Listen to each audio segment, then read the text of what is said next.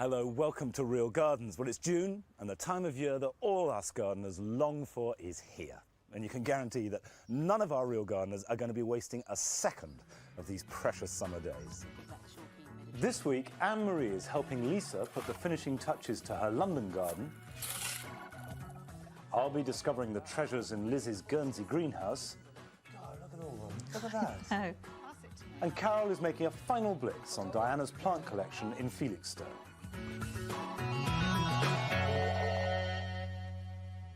This way, look like this, Sophia. Lisa Jacobson began working on her back garden when she and her husband bought the house 18 months ago. Anne-Marie Powell has already helped Lisa open up the back of the garden and bring flower power to her tatty old shed.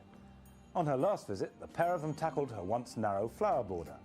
Since then, Lisa's done a lot with the help of her brother David, including widening the brick path and resurfacing the ground around the play shed. We laid the bark chips because it is child-friendly and cheap and easy to put down.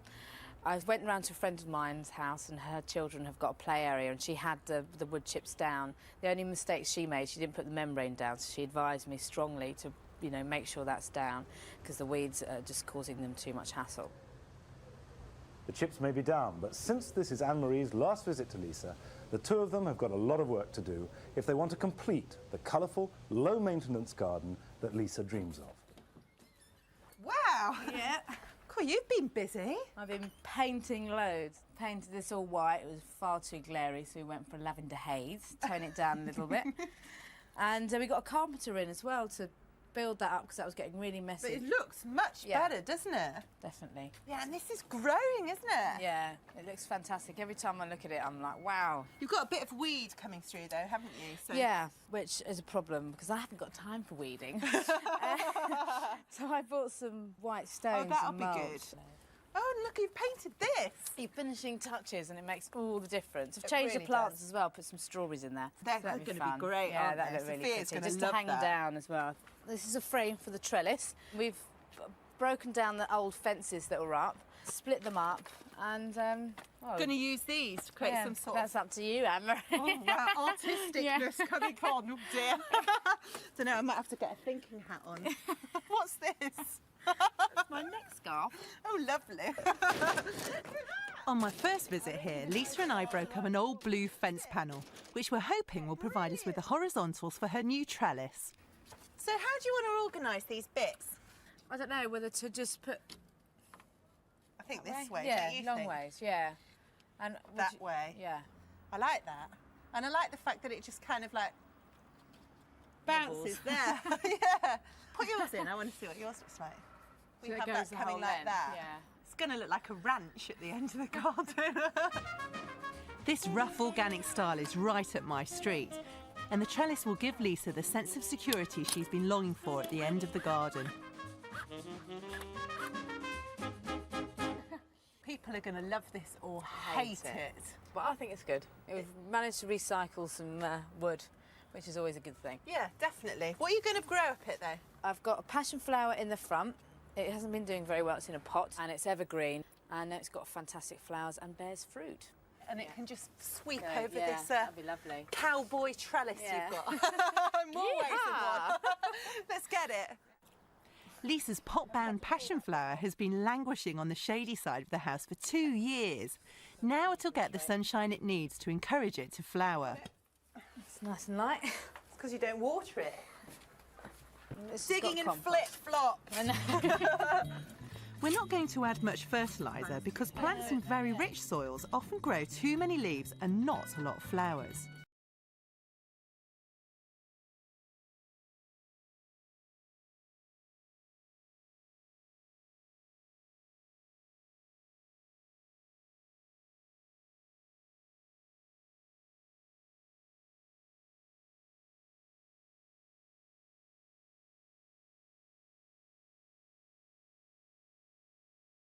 Garden. Right, should we start with this painting?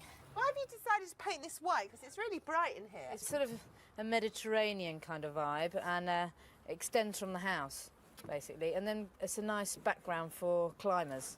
There's still masses to do, but luckily Big Sister Suzanne turns up in time to take over the painting.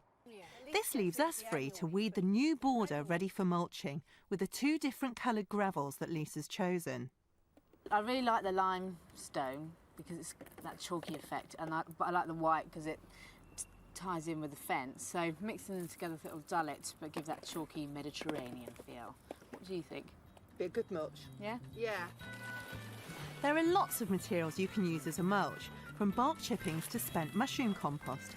This gravel mixture will look great with Lisa's white Mediterranean style. These days, most garden centres stock pebbles and gravel in all sorts of colours, so there's no excuse for not being adventurous. Mulching is a good way to keep weeds down, as well as locking moisture into the earth. A good tip is to place a plant pot over any especially delicate or small plants before mulching, which will prevent them from being damaged.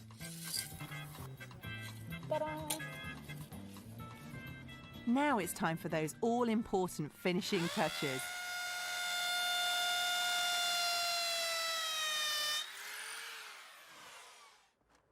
Suzanne? Yep. Can you give me a hand? Because I need you to hold it in whilst I screw it. You could plant these, couldn't you? I could try. These aluminium planters will make funky window boxes below the kitchen window. They always end up doing my sister's dirty work. Yeah. Lisa's chosen a selection of herbs to grow in them. Meanwhile, Lisa's brother David has joined us to tidy up the edges of the membrane where the bark chips meet the path. You used to have this house though, didn't you? You used to live here. Yeah, it was a few years ago, before Lisa actually, so I started on the garden half, made that from scratch. It's quite hard work actually, you're all down on your knees all day. That's the way we like it, so carry on. For some extra sparkle in the garden, we're laying out some fairy lights. These are low voltage and suitable for exterior use, but can't be left out permanently. Pretty though, aren't they? How beautiful are these? Absolutely stunning. They're really going to lift this border up. With a lot of hard work and with more imagination than money, everything's finally come together. The dreary old concrete has become a pleasant patio, and we've given the garden a style that's fresh, modern, and most importantly of all for Lisa, low maintenance. And when I say we... Well, you really worked us all today, actually, I'm haven't you? exhausted, but it's really worth it. Yeah. And I have to say a massive thanks to these two. And Suzanne's been babysitting and helping me in the garden. That's what sisters are for. David's been here for about 4 days helping me out. I don't think he's going to be coming back there. No, that's it. Yeah. So you're going to stick at it then? I'll potter around. I can do the nice things now, like just buy one plant here and there and not get stressed by it. So I'm quite looking forward to all of that. After us lot have done all the gravel. Yeah, exactly. It's like, phew. Well, cheers, Yeah, Lisa. absolutely. Thank you, Tina. Thank you, Anne. Well done. Thank you. Thank you. Lovely.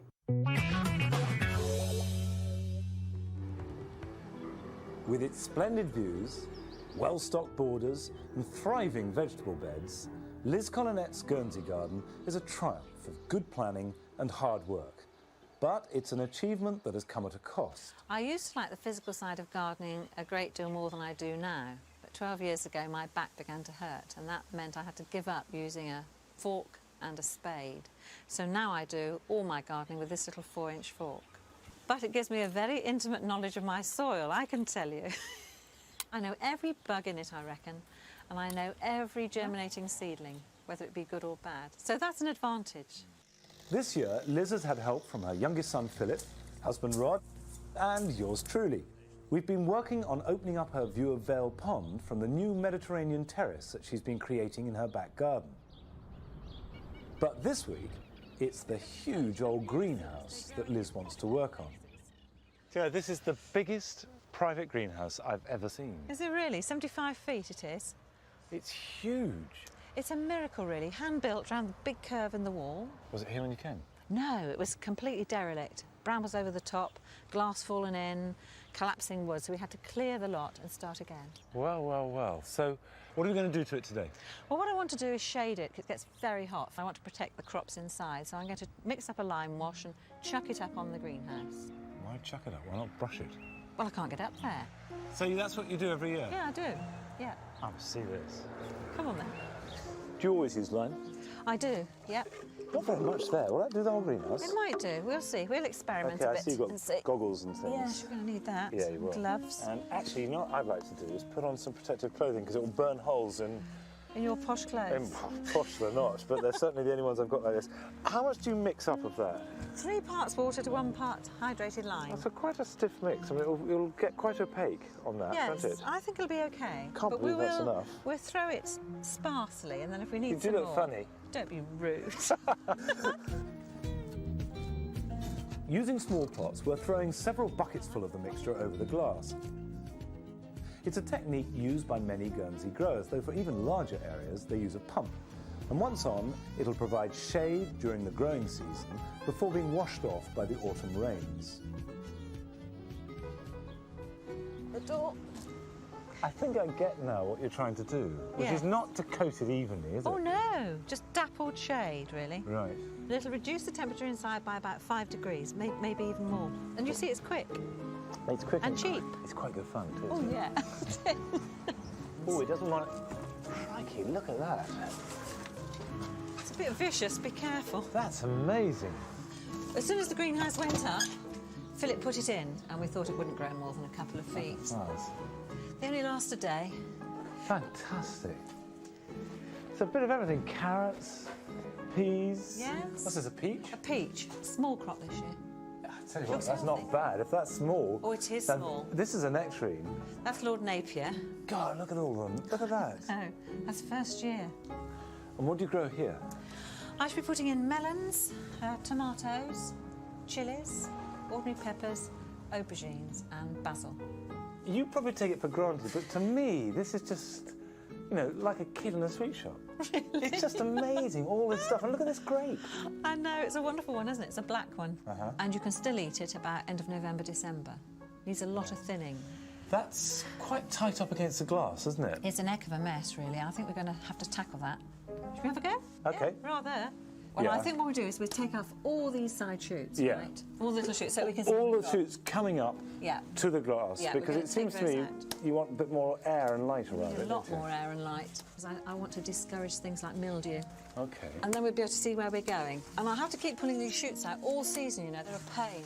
The object is to get rid of all the shoots that don't have any fruit growing on them, so we can disentangle the main branches. These are then tied below the wire supports so that the grapes can hang down freely underneath. Now, do you want us to take any more of these leaves out?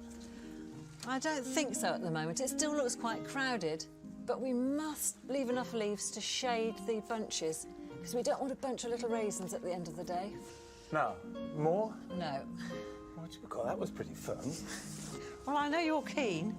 How often will you do this? Once a operation? week, probably. Those shoots are going to grow about this much in a week now. So I'm going to have a good look every week and just take fiddle-diddle with it. Take Okay. little bits out. Okay, that's good. I love All right. that sort of job. Good. Now, what's over here? So you've got all your geraniums here, They've been here for years. running into the potatoes. They're looking a little bit subdued. Well, they're finished. What do you mean finished? Well, we've been digging since the end of March. I wouldn't think of digging my first earlies for another month. That's because you're growing them outside. Well, it is true, but how many people grow potatoes in the greenhouse? What they do in Guernsey. Yeah. And yet this, Liz, is not quite so impressive, is it? This is Citrus Corner. This is disastrous Citrus Corner, as you can see. Citrus in extreme trouble. You've got sort of woolly aphid. Yes. You've got, oh, look, see, that's sooty mould. There, do you see? Yes. Scale. Now, that's classic sign of citrus that are indoors. They hate being indoors. What time of year do you put these out? Never. I have never put them out. So they've lived their whole lives in Yep, here. they have. I would say these need more than anything else putting outside. How often do you repot them? I haven't repotted them. How often do you prune them? Never pruned them. Don't know how to do it. Would you let me prune them? I would, actually. I'll sure? trust you with these. Yes, come on. Let Go me for show it. You can take all this straggly growth off and cut it back. Yeah. Once you've pruned it, you want to feed it. I would suggest repotting it. You can tidy this up. But do you see how radical I'm being? I do. In fact, I go further back. Give it a weekly seaweed feed. Right. Lots of water. They need putting outside. They need mollycoddling, but they're quite Okay. tough in a way. Okay. And Yeah, then put it somewhere nice and sunny, sheltered, but where the air can get at it. Well, they'll have to go on the terrace. Well, it'd be That's the perfect. hottest bit. With the added bonus, they'll be handy for the gin and tonic.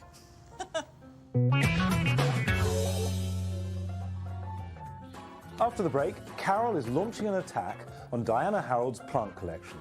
But will she finally get all those plants into the ground?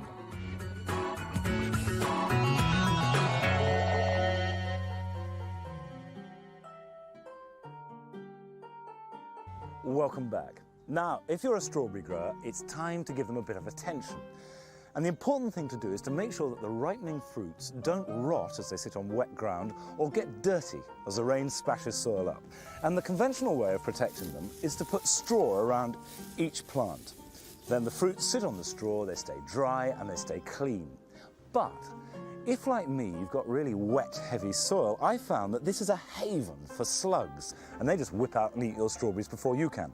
So what I do is to use horticultural grit instead of the straw. Put it round the plants in exactly the same way. It works really well at keeping the fruit dry and clean, and what's better, it keeps the slugs away. Now, Carol Klein is off to Felixstowe, where she's seeing Diana Harold for her last visit. Diana is a retired schoolteacher who has her own home in the leafy outskirts of the town.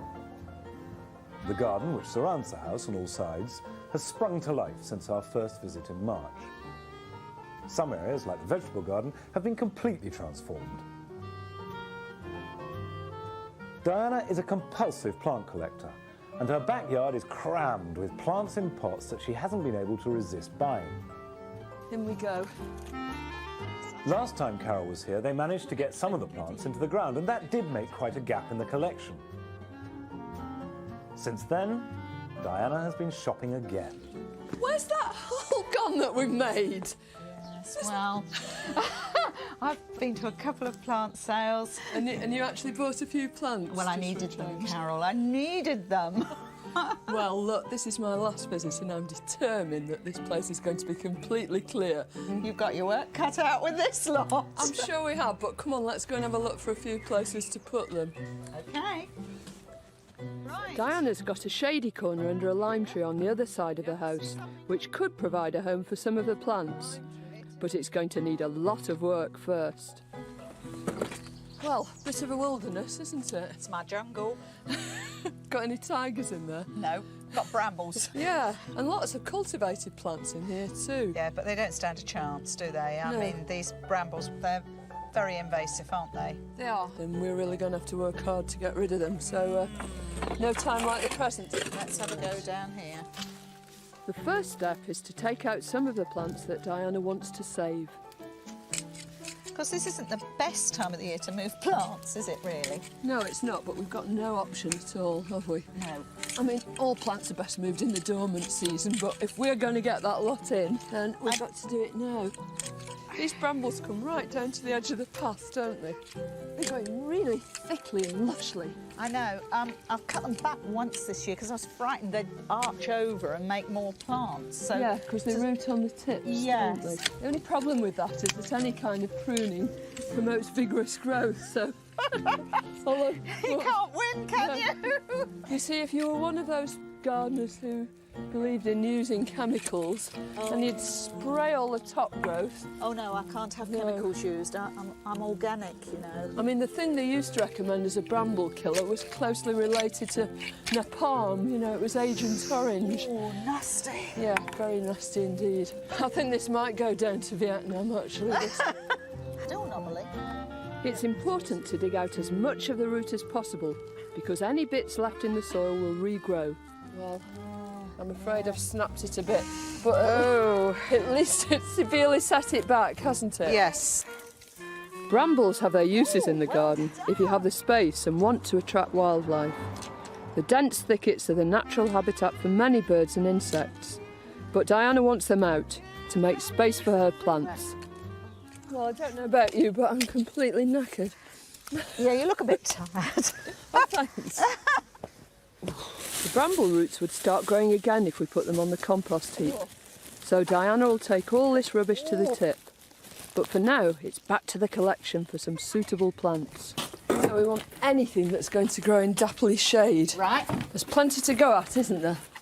This begonia, the golden elder or sambucus, and the lily of the valley, along with a barrow load of other plants, will all do well in the poor soil and dry conditions under Diana's tree. Right. I'm going to start with the big ones, like this sambuca. This would be really lovely back there because it absolutely loves the shade. And those golden leaf forms really need shade too, or they'll scorch. The shade-loving golden ivy will grow well up the fence. Do you want the clematis with it? Yes. Clematis, you don't have to have growing up things. You can have them going through your borders, can't you? Rambling forward, yes. Yes. So perhaps this can do both as well. I'm very surprised you put this aspidistra in here. Yeah. It was indoors until a few days ago, and I put it out to get some air, and it doesn't look very happy, does it? Well, it loves fresh air, but it doesn't like sunbathing. It's been scorched, and that shows you that it actually likes shade, and it's completely hardy. In the shade, I think. After a few months in its new home, the aspidistra will have lots of glossy green leaves. While I go on laying out the plants, Diana keeps her eye on the bigger picture. About here? Not too near that peony, look. Could you turn it, please? Yeah. Lovely. Before we plant, do we need to put some manure on? No, definitely not. Woodland plants, which most of these are, just don't live in rich soil. And if you start adding anything, too fierce to it, then you're just going to burn them and make life very difficult. So we don't have to do any of that. We can just concentrate on planting. Super.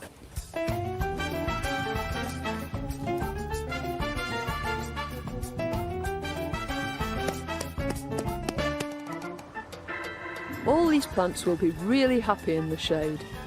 Now we need a place for the sun lovers, and Diana has already enlarged her island bed to make room for them. It's so open and exposed and sunny. It couldn't be more different from the other place, could I know. it? It's lovely, isn't it? Yeah. Look at these brilliant plants you can grow in here. I know. I've never seen a verbascum that big. I'm good on my verbascums, aren't I? It's time to attack that plant collection again. This time, it's sun worshippers we're after. The tabble pot's been there a long time, I think. Pass it to me, I'll take it down. Choosing the right plant for the right place is one of the essentials of real gardening. Any good nursery will tell you which plant should go where. Well, that's really just about it, isn't it? There's just that verbascum down there. Yes, a lovely one to go in the middle, won't it? It so will, tall. won't it? And look at that wonderful collection. Aren't they beautiful? I'm afraid I'm not going to have time to help you plant them, but I've no doubt at all that you'll do them all tomorrow, won't you? No, I won't do them tomorrow, but they will be done in the next few days. Yeah, I really thought we were going to get rid of everything, but we haven't quite made it. I don't think I shall ever get rid of everything. Do you know, I don't think you will you?